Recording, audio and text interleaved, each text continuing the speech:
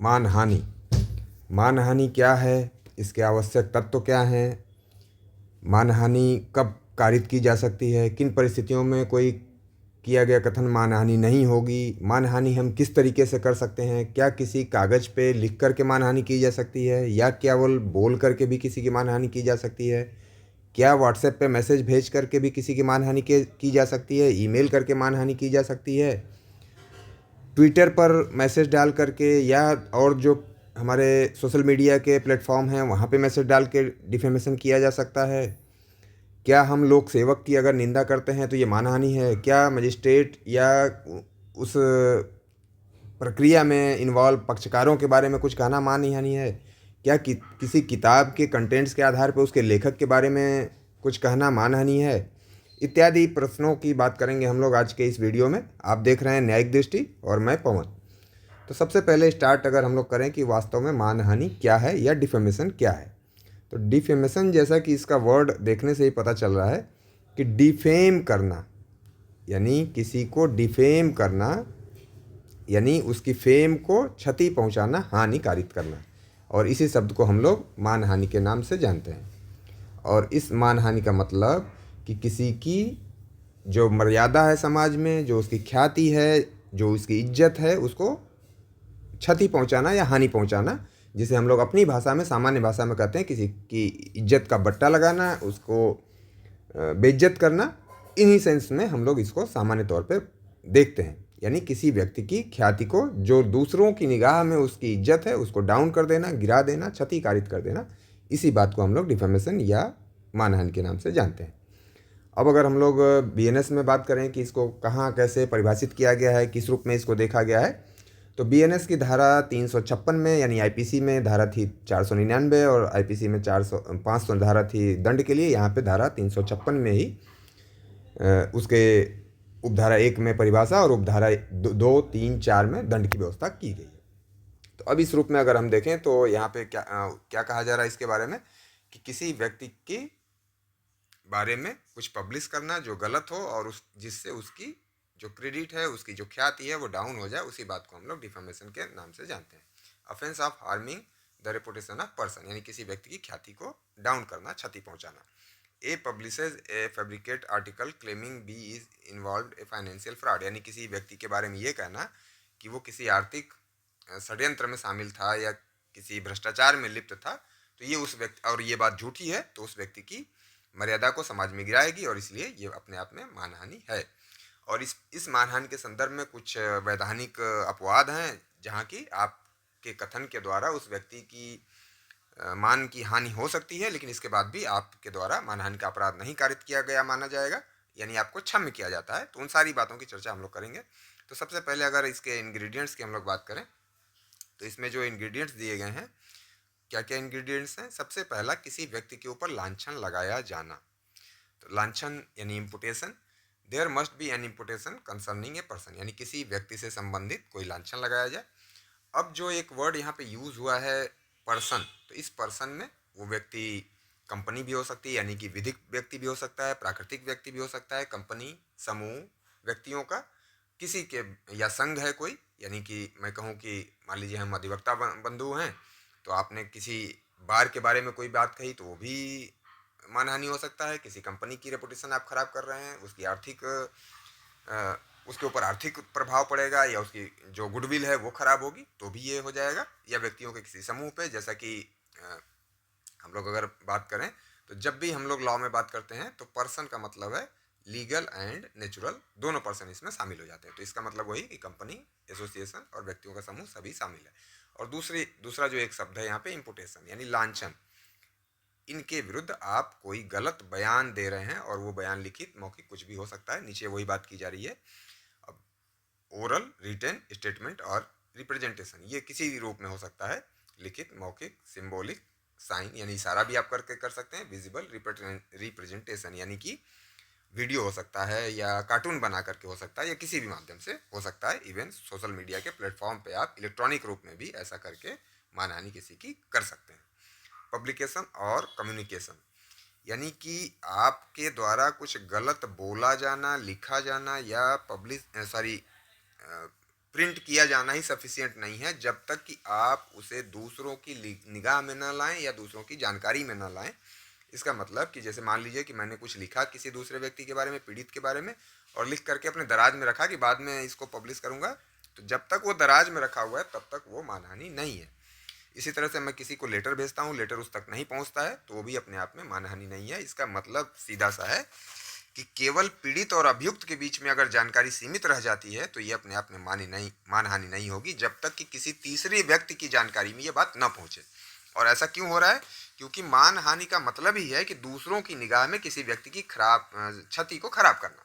तो जब वो तीसरे व्यक्ति की निगाह में या उसकी जानकारी में वो बात पहुंची ही नहीं, तो पीड़ित की ख्याति को कोई हानि नहीं हुई, इसलिए ये मानहानि नहीं होगा।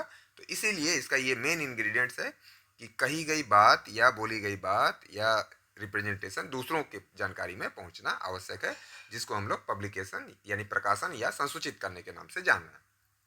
Next, identification of the person और ग्रुप। जिस व्यक्ति के बारे में या जिस समूह के बारे में बात कही जा रही है उसकी पहचान स्पष्ट रूप से हो सके। यदि उस व्यक्ति को पहचाना ही नहीं जा सका तो फिर ये मानहानि नहीं होगी। किस रूप में आप कहेंगे कि उस व्यक्ति की मानहानि हुई? तो सबसे जो मेन बात है कि आप जिस व्यक्ति की मानहानि की बात कर रहे हैं, जिस व्यक्ति के विरुद्ध कुछ कह रहे हैं, उसकी पहचान आसानी से की जा सके। अब इसमें एग्जाम्पल क्या हम लोग ले सकते हैं कि जैसे राहुल गांधी ने ये कहा था, ये बयान दिया था कि क्यों सभी मोदी ही चोर होते हैं। यानी अब उन्होंने एक टाइटल को, सरनेम को ही चोर घोषित किया। तो इसका मतलब कि जो लोग मोदी हैं, अब एक समूह को पूरी तरह से स्पष्ट किया जा रहा है। तो उस समूह में जो लोग भी आएंगे वो अपनी मानहानि मान सकते हैं और उस अभियुक्त के खिलाफ वाद दायर करा सकते हैं। और जैसा कि राहुल गांधी जी के मामले में गुजरात के एक अधिवक्ता पुणेश ईश्वर भाई मोदी ने एक वाद फाइल किया न्यायालय में और कहा कि ये मानहानि का मामला है, मेरी मानहानि हुई है और इसलिए इन्हें दंडित किया जाए। और वहाँ के न्यायालय ने राहुल गांधी जी को दंडित भी किया। तो इस तरह से आप किसी समूह के विरुद्ध भी ऐसा कह सकते हैं और किसी व्यक्ति के विरुद्ध भी कह सकते हैं। बस पहचान स्पष्ट होनी चाहिए, ये अस्पष्ट प्रकृति का नहीं होना चाहिए। नेक्स्ट, इंटेंशन और नॉलेज।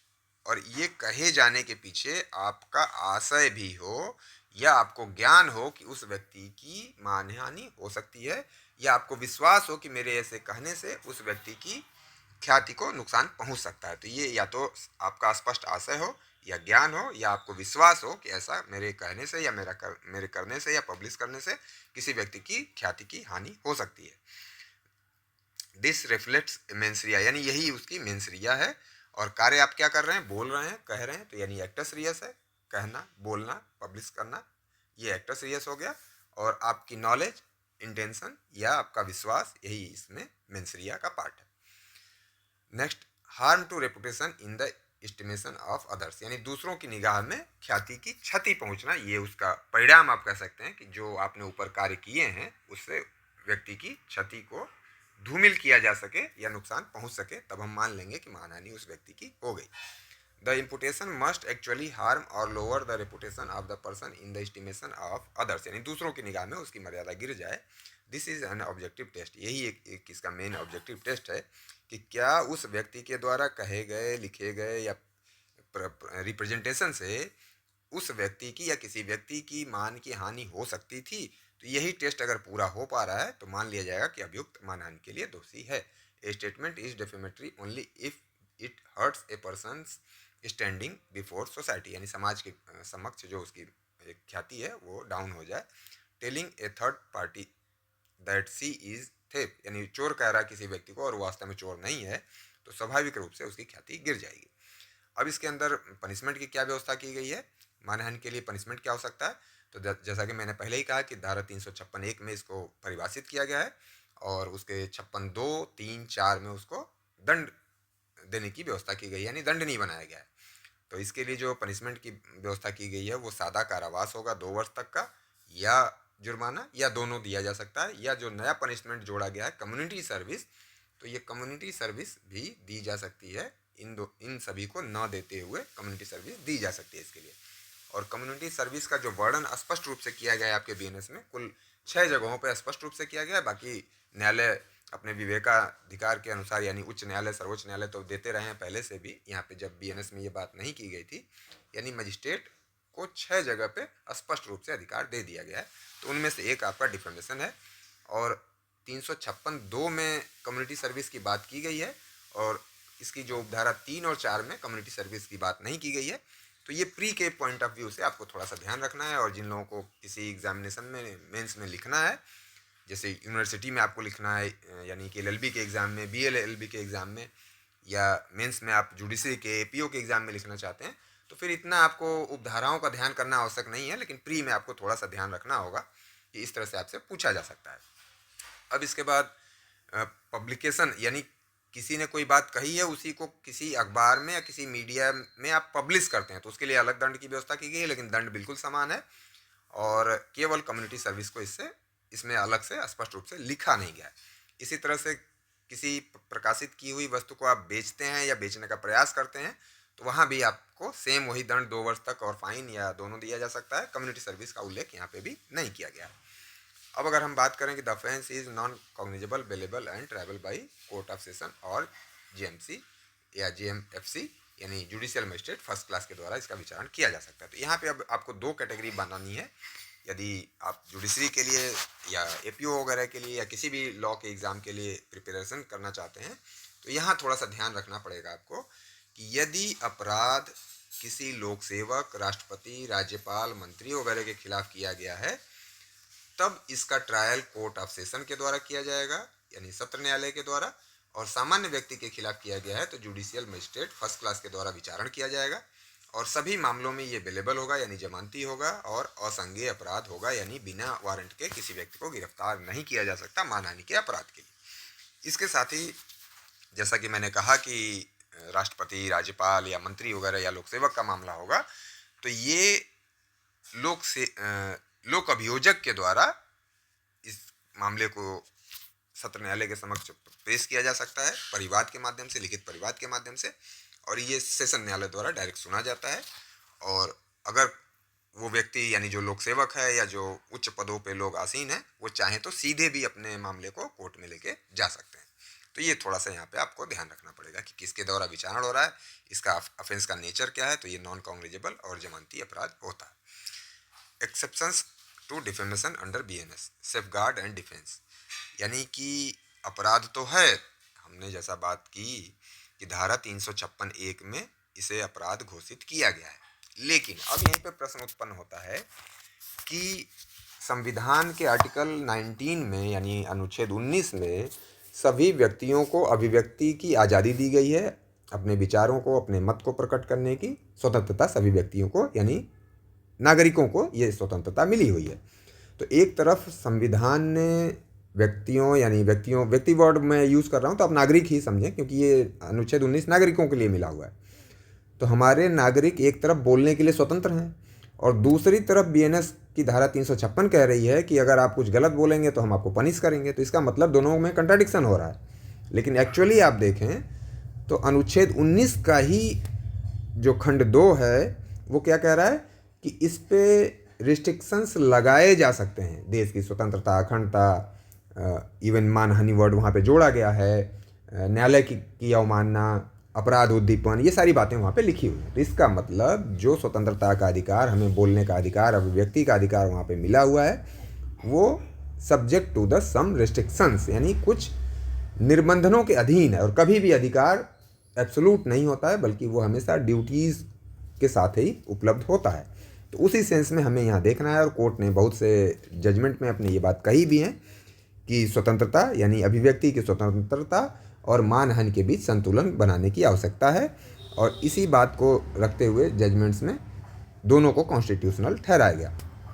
अब यहाँ यदि हम लोग बात करें कि जो अभिव्यक्ति की स्वतंत्रता है और यहाँ जो हमें अपने मान की सुरक्षा करने की बात की गई है, तो न्यायालय ने कहा कि अनुच्छेद 21 में हर व्यक्ति को गरिमा के साथ जीने का अधिकार है, और गरिमा के अंतर्गत उस व्यक्ति की ख्याति और मानहानि भी आती है। तो इस सेंस में हमें ये समझना है कि ये प्रोटेक्शन, जो एक्सेप्शंस दिए गए हैं, कहीं ना कहीं उन्हीं अधिकारों को संरक्षित और सुरक्षित करने के लिए दिए गए हैं, ताकि लोकतंत्र की खूबसूरती भी बनी रहे, बोलने की आज़ादी भी हो, और व्यक्ति अगर सीमा से बाहर जा कर के बोलता है, किसी की ख्याति को नुकसान पहुँचाने, आशयपूर्वक, बेईमानी से, दुराशय पूर्वक अगर किसी की ख्याति को नुकसान पहुंचाने की कोशिश कर रहा है तो उसे पनिश भी किया जाए और साधारण व्यक्तियों को बोलने की स्वतंत्रता भी मिली रहे।